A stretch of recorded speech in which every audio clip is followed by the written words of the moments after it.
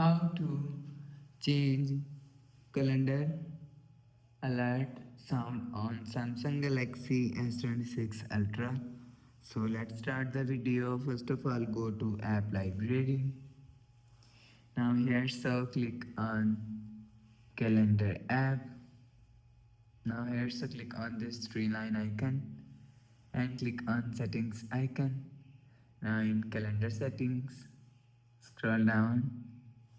Scroll down and click on alert type.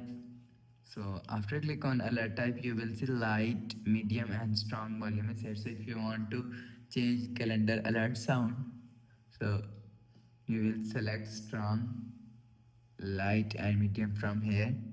So if you want to set short sound, so click on short sound and you will see, you will and click on sounds. So you will change, select sound from here. So after select sound, go back to home screen, refresh phone. So that's how you can change calendar alert sound on Samsung Galaxy S26 Ultra.